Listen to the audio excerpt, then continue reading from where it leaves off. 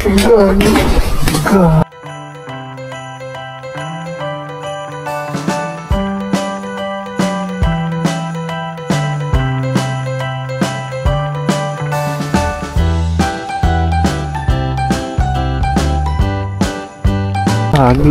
nahulog. Ma'am, lala mo ba?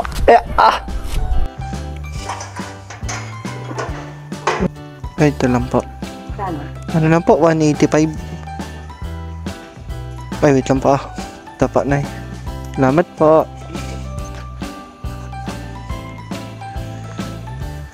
First booking of the day. Yeah. Kapit natin dito. Kilometers. Oh, layo. 23 kilometers. Hi guys, Shiplex here and welcome to my channel. So, kamusta kayo lahat? And kamusta ang bawat isa mga tol? So, ayan.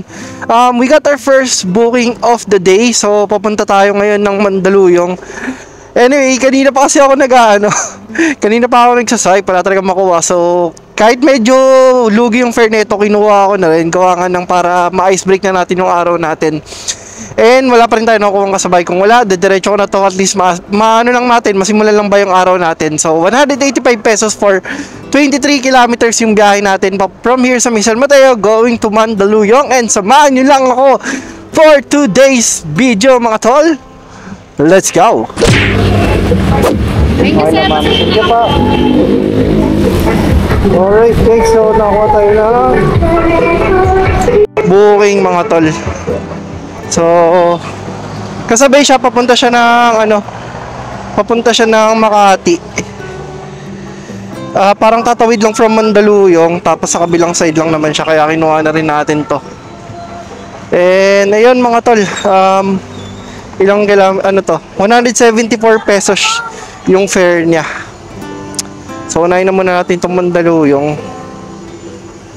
Actually, sobrang hirap ako ngayon makakuha ng booking. Gawa ng ang dami siguro talaga lumabas na rider ngayon. So, but it's all good.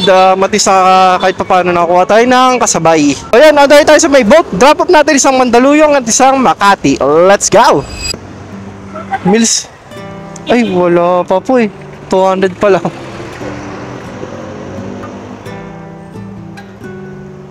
Mills Sedek pa.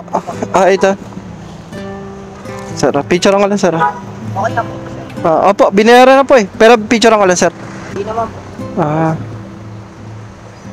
Bila. Okay na po. Salamat po. Okay guys, so na-drop na natin yung booking natin dito sa may Mandaluyong. Tapos tingnan natin baka may shortcut papuntang Makati. Na tayo na Makati. Naalala mo po? Okay, bababa na ako. Sige po. So, dito po kayo mismo sir, nasa may yung Dongs Green, yung black na gate mo na malaki. Oo. Okay, sige. Dito na po. Oh, mahal din 450 yung visor ng ng Spider. Ay hindi, pwede na to kasi 500 yung usually yung mga presyo. Yan po. 170 per lang. Sir, di ko na ma-picture na pa na lang. Okay lang. Okay lang? Kayo naman nag-book sir, no? Oo. Sige, thank you po. Thank you po.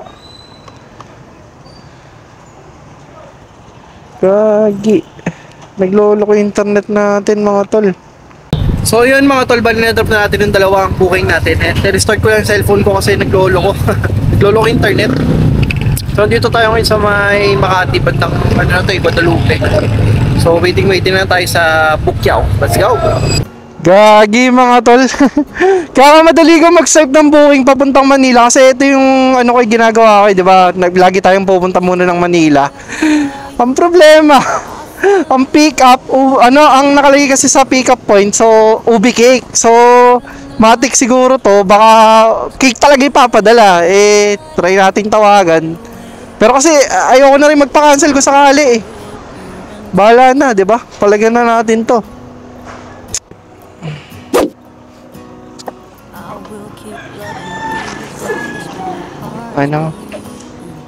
Ship on lang siya, no?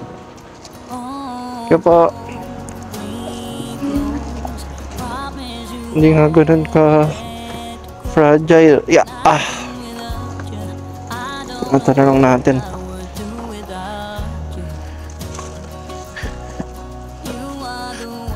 Yeah. Yun. Magkano to? 182 pesos. Tapos pick upin natin tong isa. May stay BGC.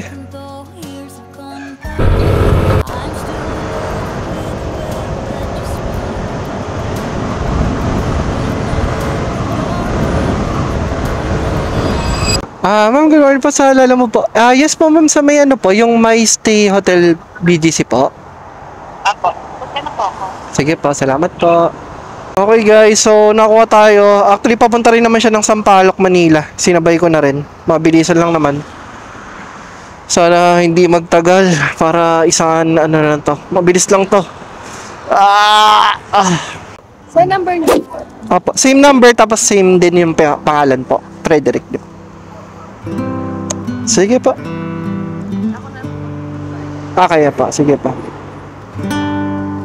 Okay na po. Sige ma'am, send nyo na lang po sa GCash. Sige po. Message ko po kayo pag na-drop ko na to. Message ko po kayo pag na-drop ko na. Thank you po. Sige po. Okay, so mabilis ang ano lang tayo mga tol. Buti ka mo ano. Medyo smooth yung mga naging transaction natin ngayon. Mabilisan lang din ang pick up natin. So 11 kilometers away lang naman. Both sila parehas. Halos parehas lang sila. Magkalapit lang sila. And isang 149, isang 182 pesos. So on the way tayo sa may boat. Drop off mga tol. And let's go! When you entered the room, and when the light hit your face, we were just kids, but I knew right away that I will be with you until I stop breathing. Alright guys, so na-drop na natin yung cake natin na booking. Binigyan tayo ng 200 pesos. 182 lang yung fare, di ba? Kaki na to. Smooth ngayon yung mga ano natin ngayon so far. Yung tatlong booking natin, hindi ako na-stress. Medyo magaganda yung ano nila. Maganda yung mga tawag doon ugali nila. Hindi, I mean tawag dito, hindi ako nahirapan na tumawag sa kanila. Sumasagot kaagad sila. Sana ganito lagi, no? Ang sarap mag-deliver kung ganito. Kahit hindi ganun ka yung fare, tapos maayos naman or mabilisan mo siyang nadadrop, okay yun, okay sa akin to. Kasi di ba? Dito, oras din kasi yung natin, importante rin sa atin. Tingnan niyo yung last vlog ko, napahoy ako. Ilang kilometers lang. 2.4 kilometers away yung isang drop off natin. Mabilis lang. Ay, nako guys, wrong pin pa pala. Wrong pin pa si ma'am. So, mali pala yung napin ni ma'am na Pero dito lang naman din sa may Sampaloc, ang system mo, parang nadaanan na natin siya. Ay, nakaw. Kala ko smooth na yung magiging biyahe natin. Hindi pa pala. Nadaanan na nga natin, Yun ang problema. Kaya yan na mga tol. Birayin na natin to kaysa gusto kong mang-smooth lang yung araw natin. Kumbaga parang wala Hindi talaga, normal talaga. Magkakabirit talaga. Let's go!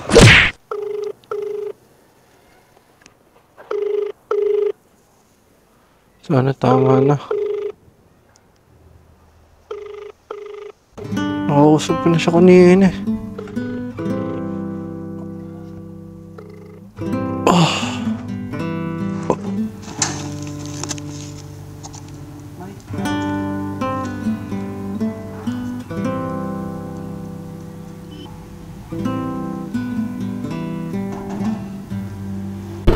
So, ayan mga tol, drop na natin yung item and parang trip na trip ko pa rin pumunta ng Binondo kahit medyo matraffic dun Hindi ko lang bakit, nakakainis.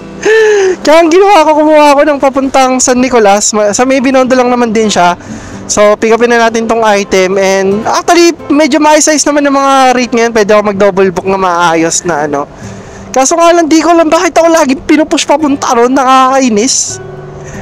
Pag nakikita ko talaga Binondo yung papunta, putik, nasa swipe ko kagad Oo. Ayun, Binondo na naman. Swipe na naman. Ay, sayang. Kasabay sana. Para dalawa.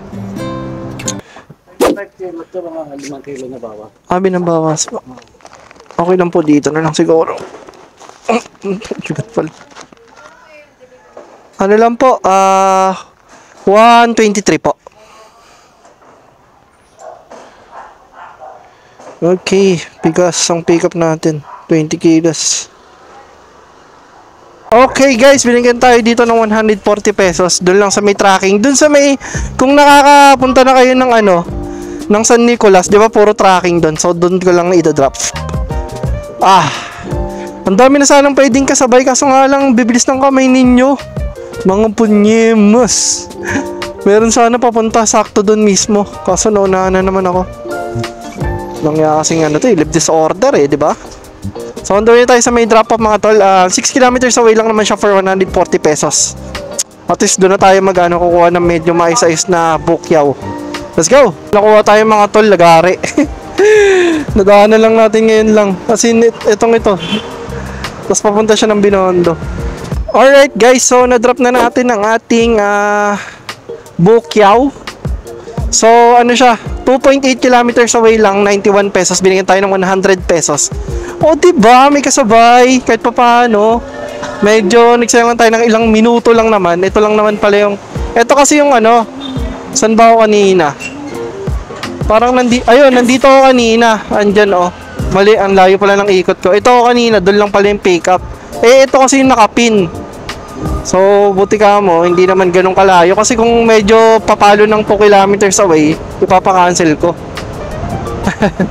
So, ayan. On the way tayo sa may boat. Drop up and let's go. Ano pangalan nyo, ma'am? Roselyn, ganda? Nakalagay dito, ma'am Ganda nga, ma'am. Ganda nga. Legit. Wait lang, ma'am. Picture ka lang. Ito. Yun, okay na pa. Okay na, boss. Hindi naman ganun ka... Saan po dito yung biyaheng pa Marinduque? Ayun, Azon.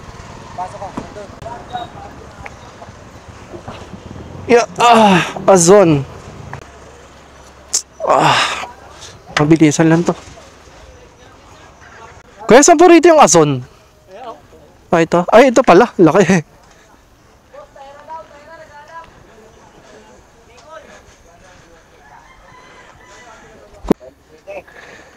Biyaheng pa Marinduque. Kanina po yan. Kay po Ito. Ano bang pangalan? Sa isang truck. Sa isang truck? Okay pa.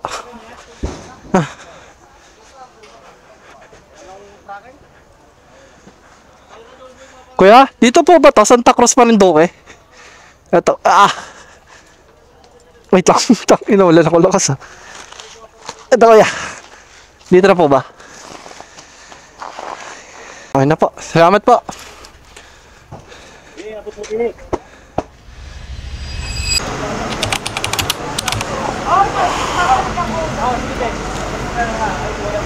Saan kaya ito? May pick up po. Dito po ba ito?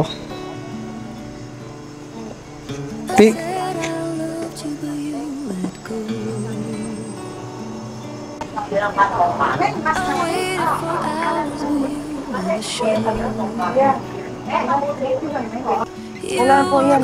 na po yan. Prito. So yung pick up natin pare Santo Cristo. 361 papuntang Cainta. Tapos yung isa boundary ng C5 lang naman din. Doon din naman. Pwede tayong dumaan doon. Ito lang. Malapit lang yung isang pick up natin Ito lang 261 pesos. Wait lang. Kaya ba yun, ma'am? Sige, ma'am. Gago. Wait lang, ma'am. Para kay Ed Ong. Okay, ma'am. Sige, ma'am. SF, sige pa.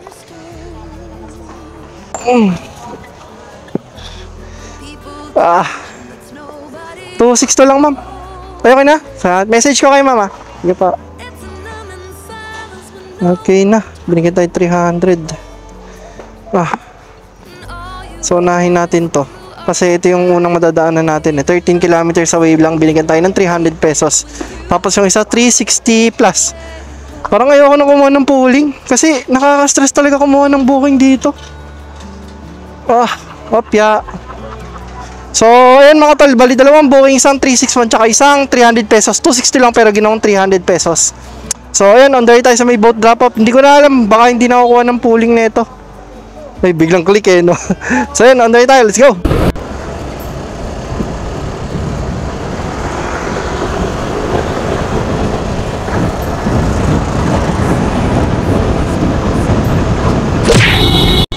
Para ditong may drive-thru. Opo. Sige po. Yeah. Okay, dito tinuturo. Pangalawang beses ko pala nag-deliver dito sa village na to mga tol. Kasi yung pasokan nito pag di mo kabisado, dito sa may C5 yung pasokan nito eh. Usually ito yung turo ng mapa doon sa may, ano ba dun? Sa may Katipunan Avenue sa may kabilang side. So, one way ba to? Tama ba ako? Hindi naman. Mga kotse naka ano eh. Okay, so dito tayo. Kay Edong po. Ito po, picturean ko lang po. Ito po.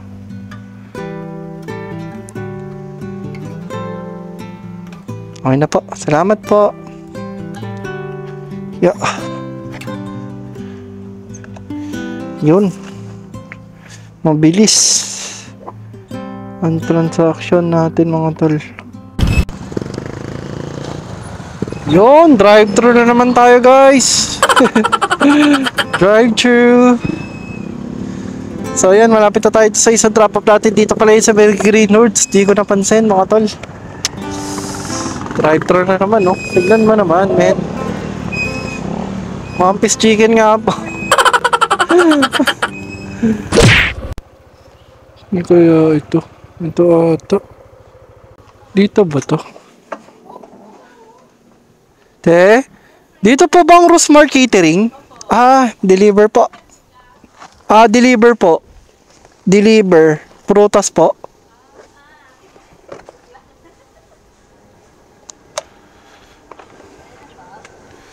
Bayad na po ito. Okay na po. Thank you po.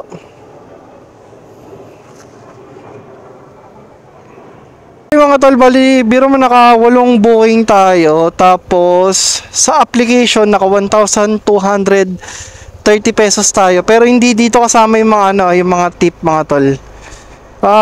Kumaga, nagbiyahe tayo. I think, nakakuha na tayo. Mga pasad 10:30 na. Hindi ko sure, mga ganun siguro. Tapos half day lang, time check it's already 3:30 na. So half day lang, naka na tayo 1,230. Syempre, ma-minus pa rito yung ginas natin na 200 pesos. Pero sobrang bilis lang talaga ng ng transaction ng ng 1,000 ngayon.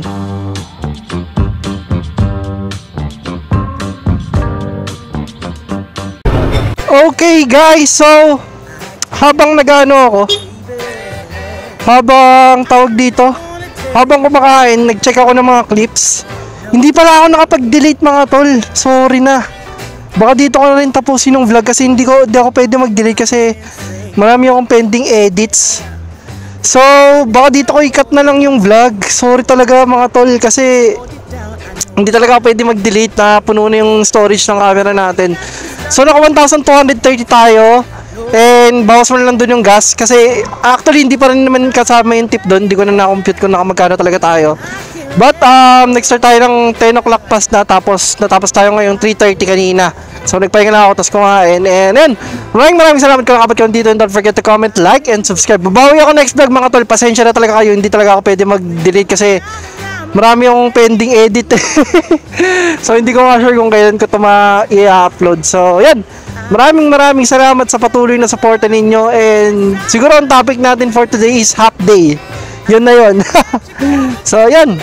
This is Ship Vlogs. See you next vlog everyone. Peace out.